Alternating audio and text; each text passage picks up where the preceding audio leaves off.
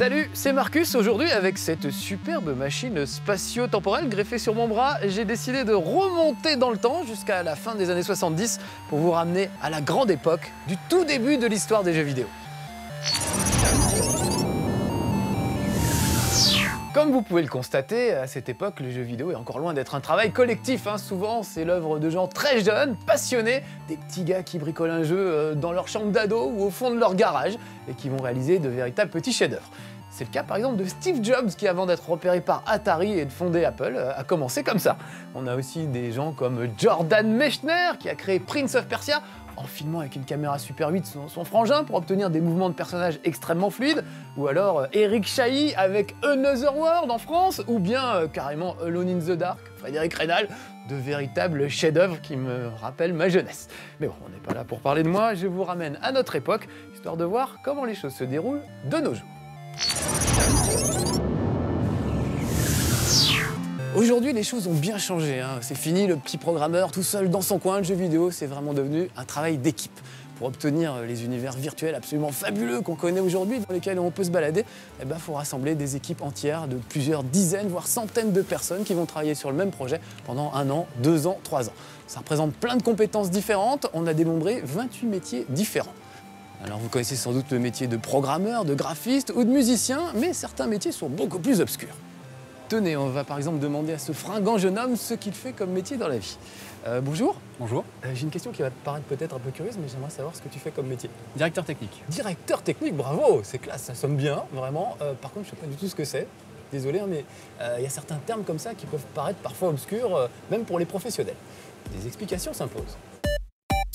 Directeur technique, c'est beau, mais ça n'est que l'un des 28 métiers qui forment la grande famille des métiers du jeu vidéo. Sans parler des professions traditionnelles communes à beaucoup de sociétés, comme juriste, comptable ou secrétaire.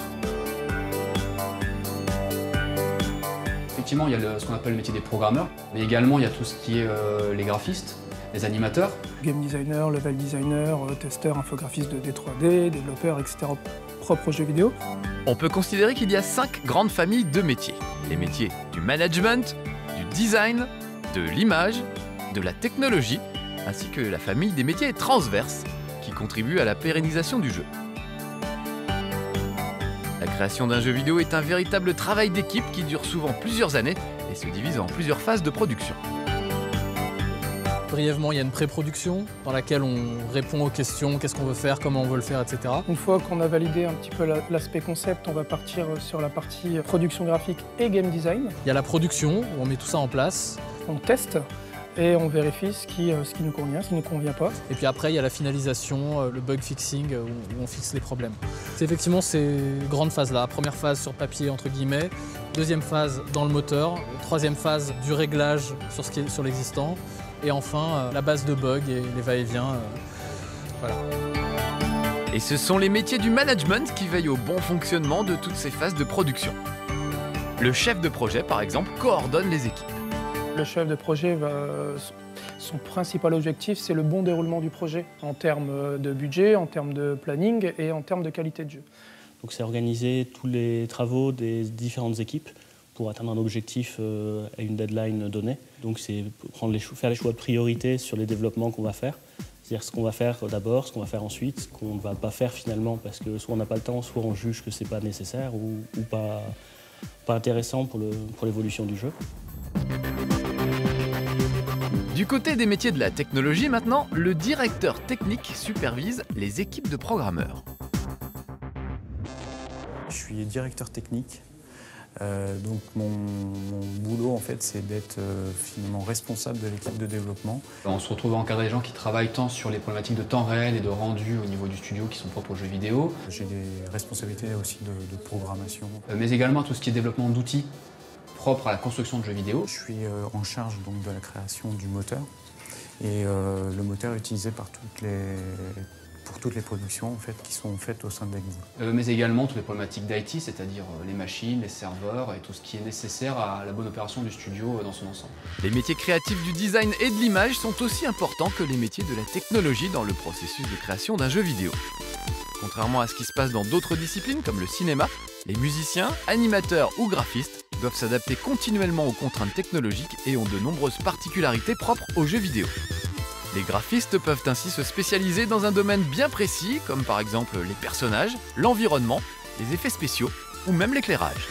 Dans cette équipe, même si je prends juste les graphistes, c'est un peu comme une équipe de football, j'ai des attaquants, des défenseurs, donc ils ont chacun leur petite spécialité. On a à peu près, on va dire, 4 corps de métier de graphiste, à savoir donc le graphiste interface, à savoir moi, le character designer. Ensuite, on a notre animateur et le quatrième, plutôt vraiment sur les décors, et qui va s'occuper effectivement de les intégrer, de les animer et de les dessiner éventuellement. Pour les graphistes en environnement comme moi, nous on a moins de contraintes liées à l'animation, la plupart du temps c'est assez statique. Nous on a de fortes contraintes par contre de performance matérielle, donc il faut vraiment faire le plus beau avec le moins de ressources possible. C'est un peu ça, c'est un peu le challenge et c'est assez intéressant.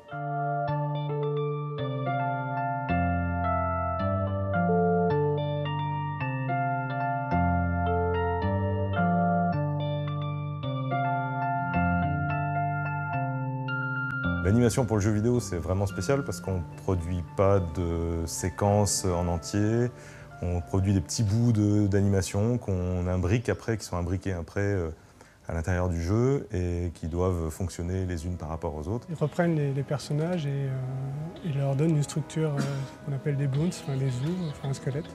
Et de faire en sorte que tout ça réagisse et qu'on puisse le bouger en fait comme une marionnette. Le secteur du jeu vidéo est la première industrie culturelle mondiale. En France, elle représente un chiffre d'affaires de 2,7 milliards d'euros.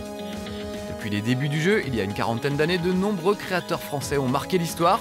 Michel Ancel avec Rayman, Frédéric Reynal et le premier survival horror Alone in the Dark en 1992, ou bien encore Eric Chahi, créateur d'Another World. Aujourd'hui, le talent français continue de rayonner, même si peu de joueurs savent par exemple que Heavy Rain, Dishonored ou Just Dance sont des jeux français. Car le secteur français du jeu vidéo est fort de 250 entreprises de production qui emploient plus de 5000 collaborateurs et génèrent plus de 10 000 emplois indirects. Le jeu vidéo est bien un secteur d'avenir et dans un contexte international très concurrentiel, il doit continuer de se structurer, notamment dans le domaine de l'emploi et de ses problématiques. Vous l'avez vu, le jeu vidéo est vraiment un secteur d'avenir et chez nous en France en plus, on se débrouille pas trop mal dans ce domaine. Alors par contre, le jeu vidéo a beau être la première industrie culturelle, ses compétences sont encore loin d'être clairement identifiées. On s'y perd un peu entre tous les termes employés, surtout quand il est question d'embauche ou de formation. Explication. Et oui, il n'est pas toujours facile de s'y retrouver dans la famille des métiers du jeu vidéo. Ce qui ne facilite pas la vie des DRH ou des responsables de formation. Certains métiers sont en effet très particuliers. Le game designer est un métier central dans la production d'un jeu vidéo, mais c'est aussi un métier très particulier et qui n'existe que dans le domaine du jeu vidéo. Normal, puisque c'est lui qui est en charge de ce qu'on appelle le gameplay ou la jouabilité et qui assure la cohérence du jeu. C'est vrai que le métier de game designer, il est assez dur à définir. Souvent, on le confond avec le scénariste.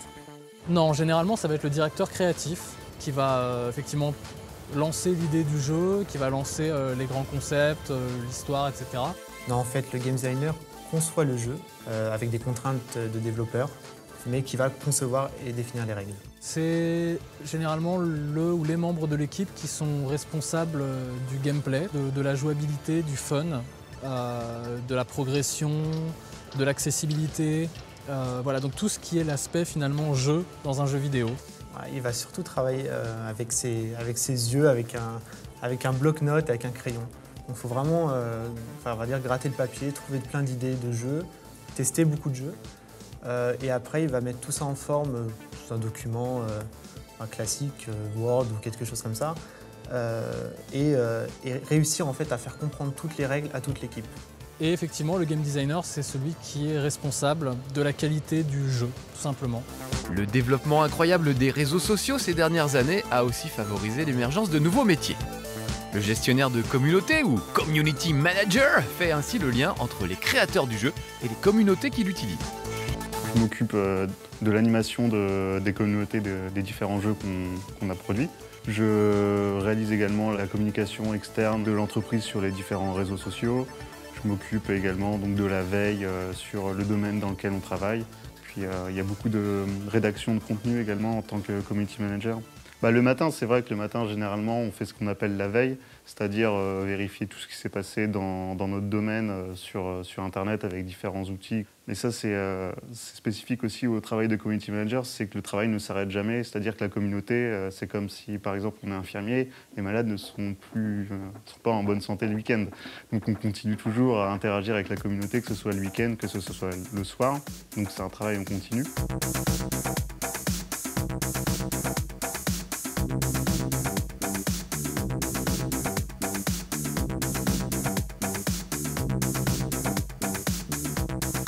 Le jeu vidéo, ça va demander de l'implication, ça va demander de la motivation. Sauf que c'est un côté plus sympa dans le sens où on crée quelque chose d'amusant et on s'amuse plus à le faire que ça pourrait être pour un autre projet comme faire un logiciel de comptabilité, c'est beaucoup moins fun, je pense, à faire. Créer des univers, etc. pour un MMO, c'est génial puisqu'on se remet tout le temps en question par rapport à ce qu'on crée et on continue l'histoire et c'est un film sans fin, quoi. C'est l'histoire sans fin. Il y a généralement une bonne ambiance dans l'entreprise et si vous voulez travailler juste pour le salaire, c'est pas dans le jeu vidéo qu'on va. Nous, on va dans le jeu vidéo parce qu'on aime notre travail, c'est notre passion. Et après, on travaille avec d'autres gens d'autres métiers qui sont très intéressants, les graphistes, les directeurs artistiques. Je suis sur ce média depuis que j'ai 6 ans, quoi, donc vraiment l'envie de le faire. Et ouais, donc, tous les jours, c'est un réel plaisir que de continuer à développer ça. Ça ne nous dérange pas d'aller travailler, de nous lever le matin pour aller travailler.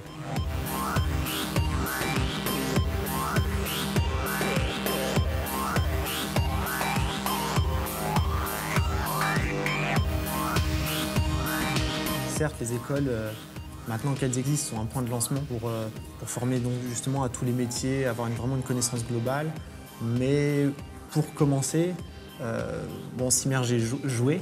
Avoir beaucoup de crayons, déjà, ça aide. Il faut avoir la culture du jeu, il faut être créatif et avoir une certaine sensibilité aussi artistique. Développer un peu sa culture, rencontrer d'autres personnes. De la créativité, de la curiosité. Il faut être curieux, il faut aimer travailler en équipe. Savoir travailler en équipe. La compétence de relations humaines. Là, l'idée, c'est de travailler avec des gens. C'est vrai que si on est un peu asocial, c'est un peu difficile de travailler dans un secteur où c'est l'équipe qui prime. Et il faut bien savoir allier la technique, enfin tout ce qui est côté développement, au graphisme. Donc c'est vraiment un aller-retour entre une équipe graphique et une équipe dev. Donc ça, il faut être très flexible. Ouais, il ne faut pas avoir peur de laisser son travail aussi à d'autres et de faire en sorte de comprendre que c'est un travail d'équipe et pas du tout, il n'y a pas trop de personnel là-dedans. Ça veut dire qu'il faut être tout le temps à l'écoute, donc être très à l'écoute, créatif, curieux. Ne pas être cantonné dans un seul secteur du jeu vidéo, être ouvert à tous les styles de jeux vidéo. Si on est un gamer qui adore Call of Duty, faire un petit jeu Farmville sur Facebook peut aider. Aimer évidemment l'image, en tout cas essayer de travailler sa culture de l'image, que ce soit à travers le cinéma, les jeux, parce que c'est vrai que maintenant tous les médias se croisent un peu. Après, il faut avoir quelque chose de plus, c'est-à-dire qu'il y a beaucoup de gens dans le milieu de jeux vidéo qui sont joueurs eux-mêmes. Il faut réussir par contre à prendre beaucoup de recul.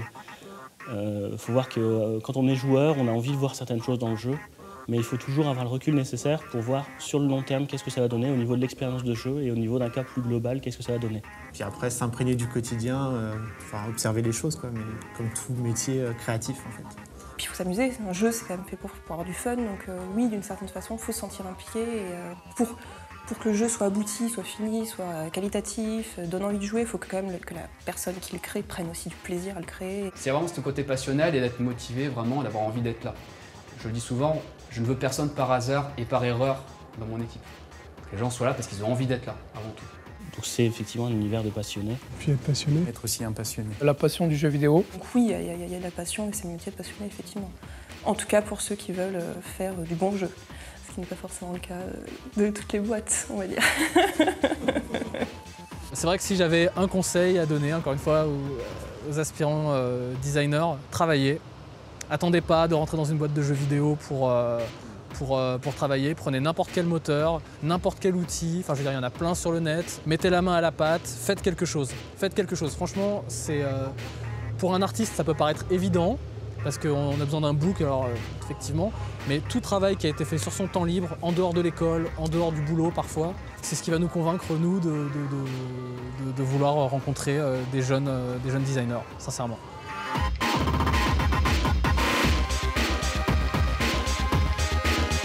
Le jeu vidéo est un vrai secteur d'avenir. Qu'on le veuille ou non aujourd'hui, le jeu est partout. Il fait partie de notre quotidien, sur les réseaux sociaux, les tablettes, les téléphones portables ou les consoles. Le jeu vidéo français a prouvé qu'il pouvait exister et rayonner sur la scène internationale. L'important est maintenant de garder en France notre savoir-faire, nos compétences et la passion, qui est le moteur d'un média devenu LE secteur artistique du XXIe siècle.